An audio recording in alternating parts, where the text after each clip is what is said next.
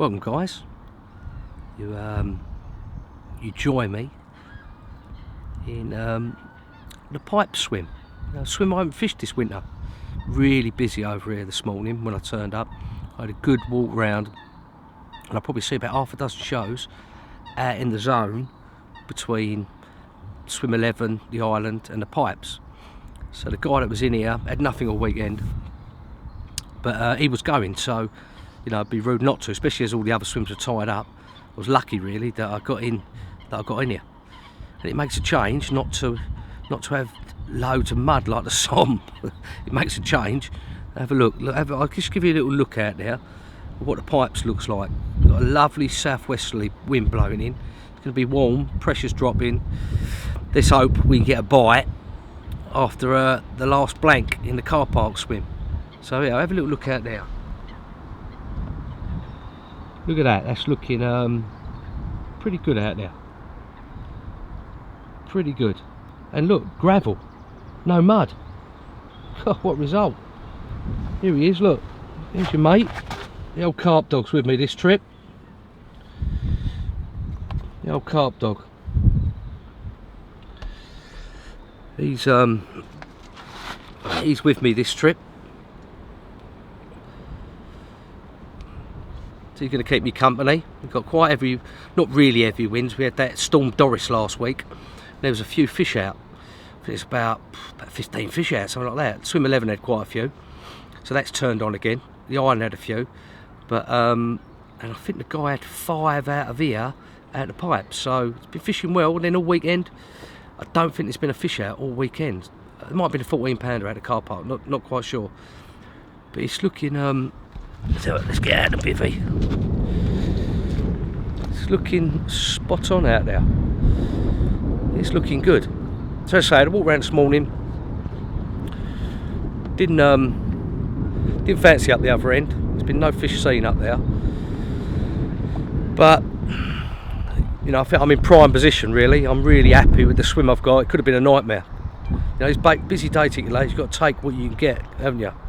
You have got to really take what's available and try and get near the fish. You know, it looked really good in the car park swim last week I was down, but they just didn't turn up. I just can't understand it. You know, prime for it, absolute prime.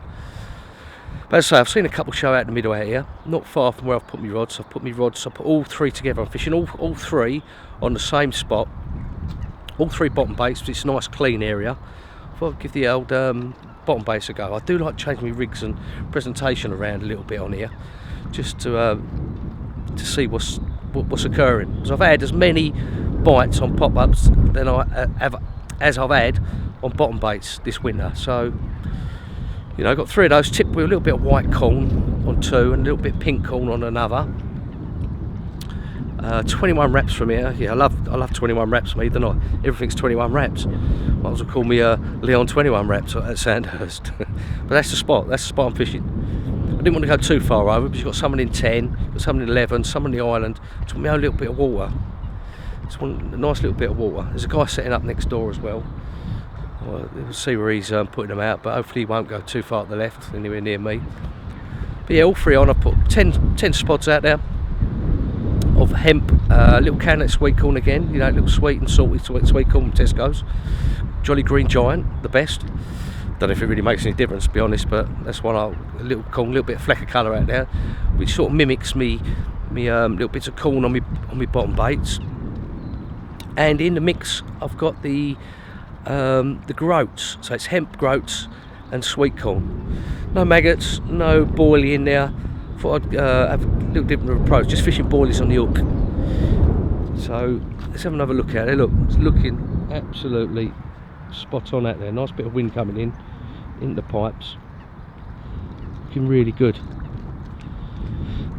There we go. There's the rods. All sorted out there. So there we are. It's, what's the time now? Time is 25 to 12. Sunday afternoon. So got a couple of nights, maybe 3 if I can squeeze it. Squeeze it in with Mrs. B. I brought my laptop and everything, so I'll do a bit of work here, which is good. So let's see what happens. Hopefully I'll have something to report if I've if I have one. If not, it'll be in the night if I have one, or tomorrow morning. I'll speak to you soon. Welcome back, guys. I thought I'd just take this opportunity to give you a little catch up. It's been absolutely pouring down all night. As you can see, I've got my waterproofs on, the Gore-Tex jacket. It's been that bloody chucking it down. You know, there's a little interlude now. Wind stopped, it's gone flat calm. Quiet for me last night, very slow. Not a single bleep.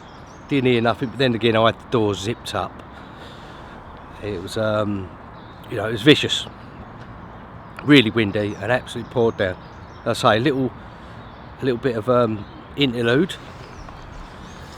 And then we've got loads more rain coming in the next, well, in the next half an hour or so. I'm not going to redo the rods. I'm going to leave them out there, see what happens. But a few of you have asked what rods, reels, line, what sort of setup I use. So I'll have a little look at that while I'm waiting for something to happen with the rods. But let's have a look anyway. There you go, look. Well, they're the old line carp rods, the Alps reel seat. Lovely rods. They don't make them anymore though. Reels are the SS3000s. I've had them about 15 years. Just can't beat them. I've recently had them serviced, first time ever, by Western Developments. They do a really good service on your reels. They feel like brand new now. You know, they really do. They've, you know, I've got to give it to the guys there. Andy at Western Developments, he's done a real good job. It took a couple of casts to bed it all in again, get it all working. So he cleans it all up, puts some proper lubricant in there and all that, and it just takes a little while to get it working. Once it does, it's smooth as anything. So there you go. That's the reels I use. Is the SS3000 by Dower. You know, old school reels. Love them bits. Line, I've got a £15 ESP Synchro on there. Someone last year said to me, recommended it to me, and I haven't looked back since. Absolutely brilliant line. Really nice, smooth, keeps its colour, casts well, don't get no frap ups with it. It's just a real classy line. You know, I've fished in really weedy waters where fish are just, you know, plough through weed beds. I've had to put loads of pressure on it, but it's held up lovely. Knots nice, beautiful, you know. With the, I tell you what I do, which I do with, if you're allowed to use leaders, I use a Flurocarbon leader, and what I do is, it's quite wiry fluorocarbon. I use it in like minimum about 18-20 pound. It's very, very wiry. So the best thing to do, I've found, I wind on about 6 or 7 turns past the knot, and then have it about a drop to the rod butt. So you've got about, I reckon, about 30 foot on there. It's very wiry, and it, you know, it could frap up or not cast well. So what I do is I tie it to a bit of wood or me barra, or, you know, a bit of fencing, and then just walk back with it and just stretch it out. And it just, you don't need to stretch it out massively so it snaps, but just stretch it out nice and slow. And what it does, it takes all those coils out of it, and it's really smooth and lovely, so it lies on the bottom brilliantly. So that's what I do, and what I do is I change that every month or so I get fresh fluorocarbon on there as a leader. You know, after that it's either lead core on a rotary rig or clip with a tungsten tubing. You know, it's up to you what you use on the end of there. Bobbins, I like using heavy bobbins if I'm fishing over about 50 or 60 yards. So the old Muddy Waters ones, the old Muddy Waters heavy bobbins from bloody years ago that I've had for forever. If I fish in slack lines, I like to fish light bobbins, and that's about it. That's my setup in regards to rod reel. Oh, buzzers, Neville buzzers, old school. These are the Mark III, I think, with a little receiver that I use. So that's me setup anyway. You know, nothing special, but that's what I use. So, you know, I'm probably not going to have a chance to get back to you today because it's going to be absolutely pouring down. But nothing for me so far. Guy over in 11's still hauling over there. He's having a few, and he's only about 40 yards away, so I can't understand why no one else is sort of catching. Just seems to be on that spot. But, you know, we live in hope. I've seen a little bit of fizzing past my spot, and I've just seen one show about 30 yards to the right of my spot. So, you know, you've got to be in it to win it, and it really does only take one bite. It really does. So, fingers crossed, me and the carp dog gonna have a nice cup of tea and just keep watching and maybe reposition the rods. I don't know, I might just leave them. I might even leave them overnight. So that'll be like 36 hours, 2 days that I've left them out for. So we'll see, I'll get back to you soon. Nothing happening so far last night. Quiet as usual on this trip, struggling this session, really are struggling. But always set me alarm for just before first light. Bang the Coleman on, look, Coleman's there. The old Coleman, the old king of stoves. Bang him on, just to give that little bit of warmth when it's cold, freezing. You know, get the kettle on, prepare myself to see if I can see any fish. I always set me alarm for just before first light. Late winter, you know, all the way through the spring and summer and autumn. Or always try to arrive at the lake just before first light. Because that's when the fish tend to show on a lot of lakes. So it's always worth doing that effort to either wake up or arrive at the lake to see where they are, give you an idea of where you should be plotted up. Even though I can't move because it's chock-a-block on here, it's it just, you know, if you see a couple, give you that confidence, and that confidence is everything in this game. Confidence is everything in my fishing. So it's slow at the moment, got one more night left. I would show the lake, but I can't with this camera because it can't pick up very much light. Hence why I've got the old Ridge Monkey light on, so I can film this. But yeah, it's always worth getting down early and or waking up early just to see what's happening. Last night before dark I had a little moment of madness, and I've changed over the rigs to three Johnny Mac rigs, multi-rigs, white pop-ups, banged them out there on the same spots, just to give that little bit of extra attraction, really. You know, just I feel like nothing's happening. There's only one swim that's producing, swim 11, would you believe, the one which, you know, we've had some good results in before. That's the only swim which is producing. Everywhere else, not had a bite. The last 2 days, not had a bite, and he's had 5 or 6. Mad, isn't it? They just want to be in that one area, but I just can't work it out why they want to be there. Must be natural food, I suppose. But it's not the bait, because everyone else is putting in bait on their spots, and everyone else is fishing good spots, been watching when they be casting. So we'll see how this morning goes anyway, and see if we see a few. Hopefully we'll see a few. May even get a bite, but it's looking a bit dreadful at the moment with just that swim 11 which is producing. So I'm going to wake the carp dog up, bless him, he's in there, snuggled up, and get the kettle on and watch and see what I can see, and hopefully get a bite. I'll speak to you soon, guys.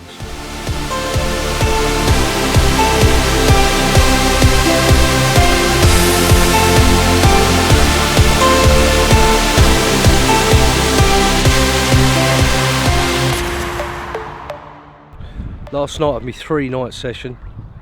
Again, it's been quiet today. I was having a little think of if I could change anything, I'd do anything, but I don't think I can. They just want to be in that area in front of swim 11 and that one spot. You know, I think there's a lot of natural food there, there's wheat there, they just want to be there. Sometimes there's nothing you can do to attract them fish to your spots.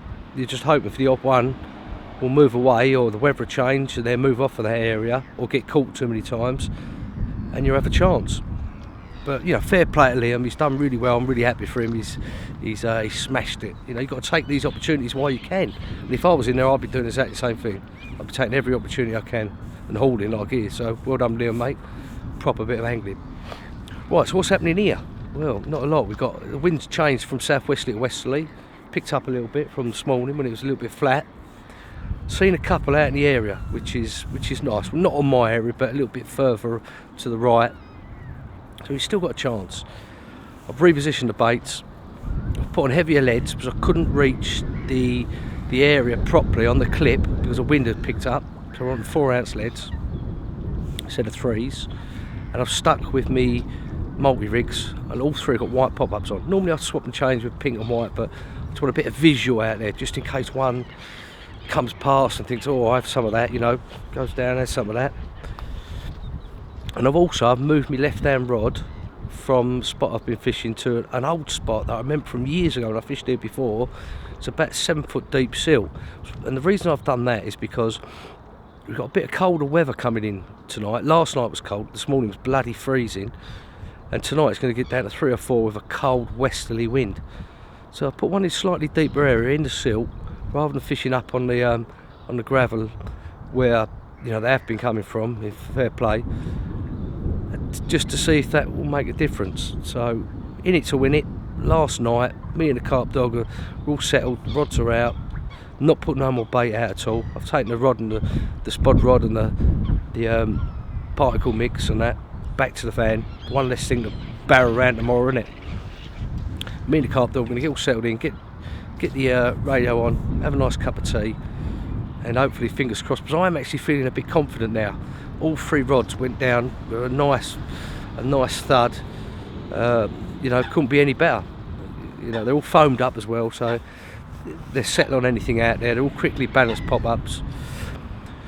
So let's, fingers crossed, last night we're going to hopefully have a chance of a bite. It'd be nice just to try and nick one at the end, you know. I'd put a bit of effort in, being here 3 days. It'd be nice to nick one at the end, just one, don't care how big it is. It could be £10, it could be £40, doesn't matter. I just want to get a bite. It'd be nice, you know, after the hard effort. I'd like to see a few other people get bites as well, because they've been here a couple of days and all. So there you go. Oh yeah, one thing I must mention is it was 9.8 degrees yesterday, which is the water temp, which is a rough temperature in the edge, but bloody hell, it's that's mad. 9.8 degrees end of February. It's 9.1 now. Yeah, look at that. 9.1. There's 9.1 degrees, so it has dropped a little bit with that cold this last night. I reckon it'll drop even further, about another degree tonight, because we've got some cold rain coming in about 3 or 4 hours, and that cold westerly wind, which is cold now. Look, I've got my jacket on, I've got my hat on, so we'll give it a go anyway. We're you know, it's better than sitting indoors watching EastEnders, isn't it? That's for certain. But you've got to take your chances to get out whenever you can, and that's what I've done. I'm enjoying it anyway. It's winter time is the best time for me. I love it. It's when I'm not as busy as work as well. And we've had a good winter, so we can't complain.